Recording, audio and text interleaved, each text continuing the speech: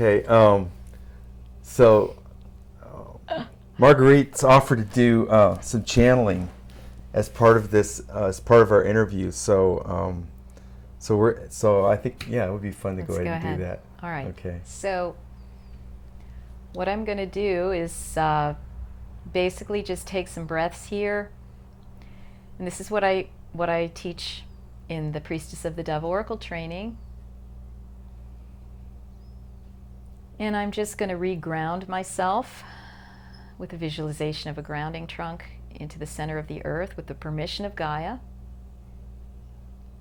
And I connect up to what I call the central sun, which contains the energy of cosmic Sophia. And I draw a ray of that light down so that I'm connected to earth and cosmos, and I have that energy flowing into my auric field.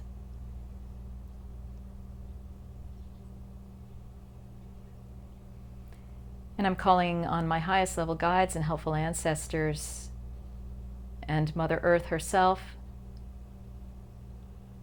and the fairies and the allies to support this process.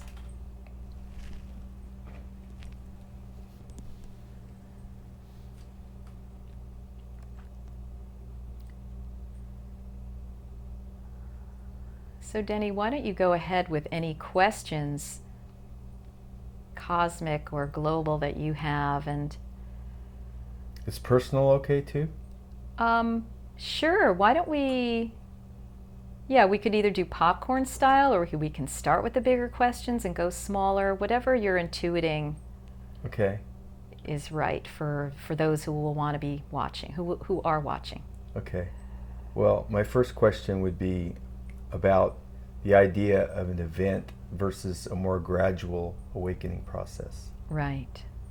If you could elaborate on that, on those two schools of thought. Right. So this is talking about the idea that there's going to be some great strike of an event that's going to open everybody up once and for all, or perhaps a solar flare or flash that's going to change and switch up. This is reminiscent of what happened around 2012, where people thought, oh, the next day after December 21st, we're going to get up and everything's going to be different, and things like that. Again, what I would say is that that is the male paradigm energy of it that needs to be balanced by the feminine. In the gyrations of time, as things twist and turn and time moves in its interdimensional way, yes, there could be a turning where there's some aspect of switch. But what usually happens with that is that it's not instantaneous. Like even Atlantis, they're showing me, was not like one sinking, one moment where there was one earthquake and one sinking. It was happening over time. There were signs and significators. Some people were alert to what was happening, some weren't. But it was more of a subtle, gradual thing that could actually creep up on you, which is how masses of a population could be taken down, because they're not awake to what's really happening. So it's likely that any kind of event that's going to open us up, or solar flash or something, in a way it's already happened, and we're already seeing the actions in motion. Now there might be other pulses and things that happen, but it's going to be over the sense of time in this three-dimensional reality that it manifests. So what's more important is not waiting for an event to wake you up, but realizing that you're already awakening. Let yourself awaken more and more and more, and so that you can even be alert to signs and events when they happen. Okay. That's what I would say about that. Okay.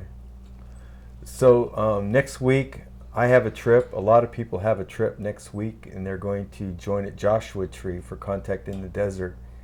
And I've heard various reports about what the expectations are, but I was just curious as if you could speak about in general terms for the people attending and also for the people who can't attend but are going to be watching from the sidelines, so to speak? Well, it seems to me, given my sort of 20 plus years observing, participating in, and being aware of various movements in the fifth dimensional awakening, we might call it, or the cosmic disclosure movement, or whatever, there's been an acceleration of activity, again, since 2012. But it didn't happen on December 22nd, you know. It's been happening before, during, and after that. Now you're starting to sense and see and feel more of the momentum of what's happening. So I sense that that event has a lot of energy around it because more people are gathering and coming, and those who are in it are more and more and more open, alert, connecting up with energies, and so forth. Now that said, it would be good if that whole conference had somebody teaching everybody how to deal with the energies coming in, is what I'm seeing right now. Somebody who's saying, okay, some of you may be aware of this, some of you may not. This would be a good review for those of you who are aware, and something for those of you who are not. There's a lot of energy here. A lot of crown chakras are going to be open. A lot of beings are floating around. A lot of beings are attaching of all different types of agendas, because we're in duality, and wherever there's light, there's dark. So if you want to have the most positive experience at Joshua Tree, here's some things to do. Ground yourself. Have your lower chakras more closed, your upper chakras a little bit more open, but you can modulate how much they're going to be open. Put a diaphanous field of gold over your crown as a filter. Connect in with your higher self and nature every day. Now there they are in a desert, there's not a ton of nature around, but go find trees, connect with them and hug with them so you can connect back in with Gaia. Because everybody's going to be woo-hoo-hoo-hoo-hoo out there in stellar, interstellar space. And don't forget Gaia, because she's a perfectly valid place and repository and source of information, and she's going to ground you and keep you from flying off, getting too open, getting attacked, or getting contacted by energies you don't want. Yeah. There we go. Okay. So on the subject of Gaia and people reconnecting, and I guess I'm asking this for my own self too, because I've felt a calling for that, but I've also felt a well, I don't really have the ability to do some of that like I would like to, just because of the schedule that I've imposed upon myself for getting these video interviews out, and all of the computer work that I'm kind of enmeshed in on a daily basis. And so I'm kind of blessed to live in a rural area, and I know how to go out and reconnect, but it's not happening. I'm wondering, I don't know what the question is, but I think it's an issue. Yes, it's an issue for you and everyone. So what you've got here and what everyone's got here is even people who are out in the wilderness now, they've got their cell phone. Hello, you just created a portal to AI. Just FYI. So if you're going to keep with those portals to AI and those portals to the internet, which means an alternate reality stream that ultimately wants to take us over and embed itself in our consciousness and embed us into it, merge us with it, so that there can be the total takeover of the human soul into a cyber dead reality. In order to mitigate that, you need to break away from the devices. Now, they are very addictive. I even have this issue because they've tied it in with, this is how I'm going to get my connectivity with people, this is how I'm going to make my living, etc. This is how I'm going to do all my banking, all my business, da da da da da. We're all getting migrated into cattle, lemmings. And you could be out here and not even know that you're in a nature paradise here and with fairies around you. So it's breaking away from the addiction, having specific times that you are on and times that you are off, leaving the devices at times when you're going out and everyone's panicky about leaving their phone because they don't even know how to get anywhere. They don't know how to make a phone call or communicate with anyone without that. And so we're all getting tied, addicted, getting conscious of how addicted you are, noticing the compulsion to go to Facebook and email instead of reading or meditating or going out. Like this is going to be a pull against you meditating. All right, I feel it as well. And so getting a rigorous schedule and having your partner support you in this and having your friends support you, having a support network. Okay, to what extent did I stay off the internet, It's like a 12-step groups are needed to support one another because we're all in our own little silos and we don't even know what's going on. So we are going to have group support with unplugging. So for you, making a rigorous schedule when you're on, when you're off, and stick to it for a week and see what happens. You're going to see it's like alcoholism or any other drug. Mm-hmm. Okay? But the more that you can get your supports for doing that and unplugging and going and sitting out in nature and feeling the electromagnetics of nature rather than the computer or the cell phone, the better. Because when you go to the seashore, when you go into woods, when you go into the field, wherever it is that you are and you unplug, it takes 10, 20 minutes to even just unplug and get back into the vibration of your own natural rhythm and Gaia.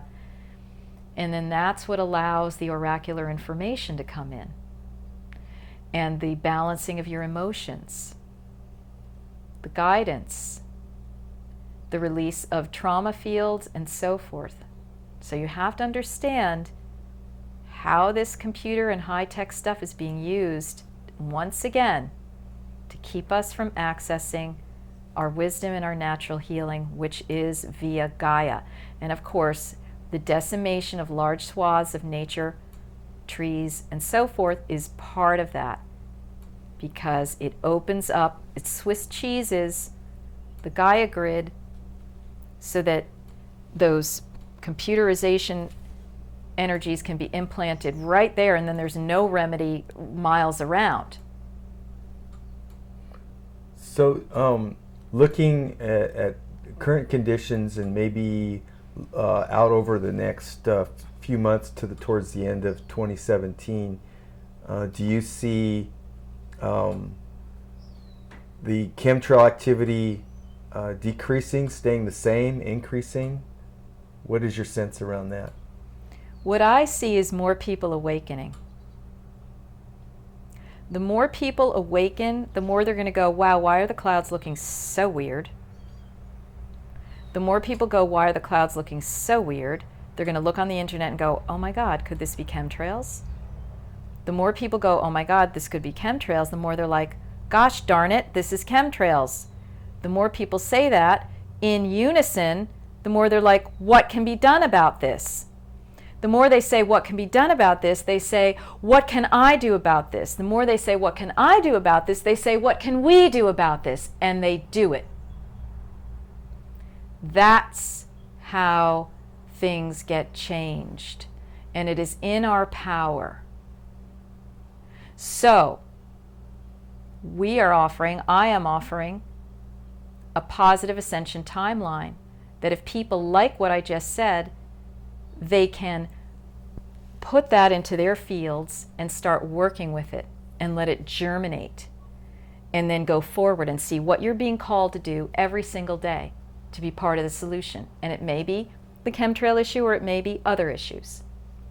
But we need to do this and not say what's going to happen, what isn't going to happen. What's going to happen is what happens when you awaken and when we awaken.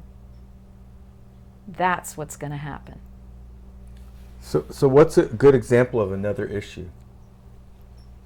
Well, chemtrails is one thing. We just mentioned computers is another. Use of it, misuse of it. What's going on with all this social media? Is anyone getting nervous? Anyone getting nervous about the news reports of what these companies are planning? Is anyone getting nervous about the transhumanism stuff that's already here? Just reported in conventional media, let alone what's being discussed in the disclosure movements, okay, the cosmic disclosure movement. There's a plethora of issues that could be looked at and dealt with there. Then we have the issue of, as we've been saying, the imbalance between the masculine and the feminine. The need for the feminine to emerge again, for Gaia's voice to be heard again through women, and for women's higher, because Gaia is part of the goddess, okay? For women to be accessing their inner guidance, that's another issue right there. All of these things are issues and roads that people could be called on. There's millions of them, okay? But what we're generally talking about is awakening and healing.